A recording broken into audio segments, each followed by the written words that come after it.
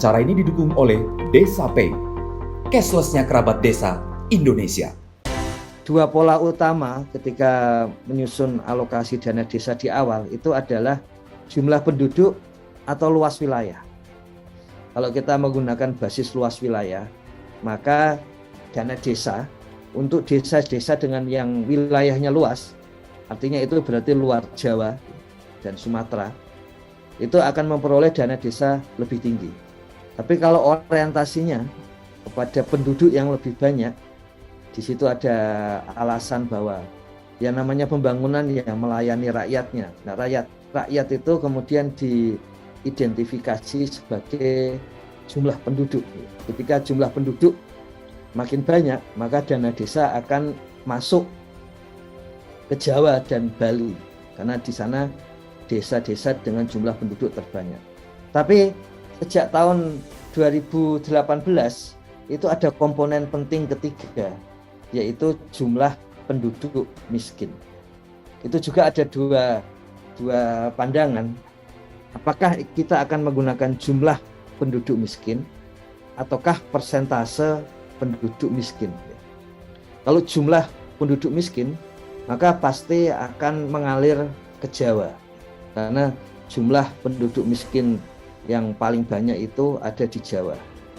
Kalau persentase penduduk miskin, maka pasti akan mengalir ke Papua, Nusa Tenggara Timur, dan kemudian Maluku, karena di sana dikenal dengan persentase penduduk miskin yang banyak. Apa wujudnya di lapangan? Kalau persentase itu di lapangan kita merasakan kok sebagian besar warga kita miskin. Itu karena orientasi persentase. Jadi ketika persentasenya tinggi, maka kita merasakan sesama kita itu kok miskin gitu. Tapi kalau jumlah itu menunjukkan kalau dihitung nanti dia jadi besar.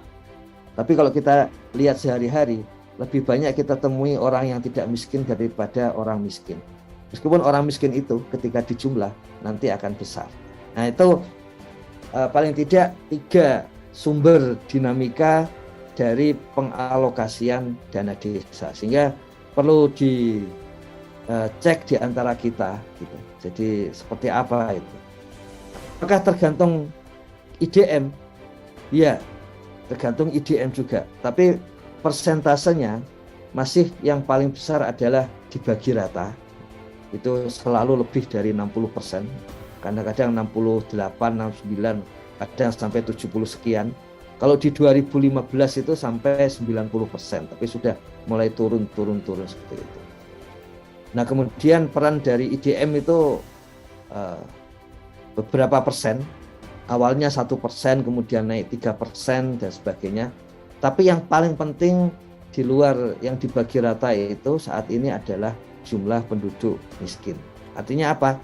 Artinya kalau desa kita itu rata-rata memperoleh dana desa lebih tinggi, maka pada dasarnya itu diarahkan terutama untuk membantu golongan miskin. Jadi kalau desa kita memiliki dana desa lebih tinggi, maka sebetulnya misinya adalah untuk membantu warga miskin yang ada di desa.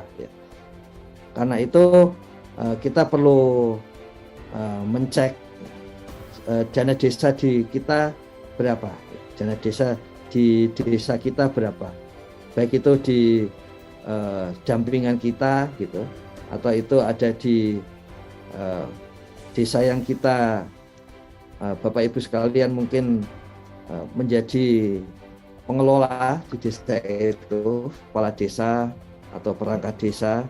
Nah, jumlah dana desa di wilayah kita berapa?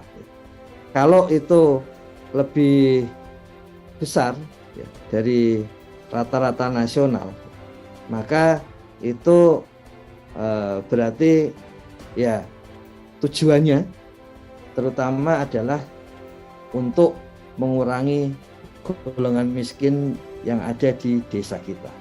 Makanya ada yang menyampaikan bahwa sudah dana desanya besar, tapi kemudian dipakai untuk hal-hal yang tidak penting, yang tidak langsung untuk warga miskin. Nah, itu yang kemudian tidak cocok, karena sebetulnya tujuannya memang hanya untuk itu. Hanya pembagi terbesarnya adalah untuk golongan miskin yang ada di desa.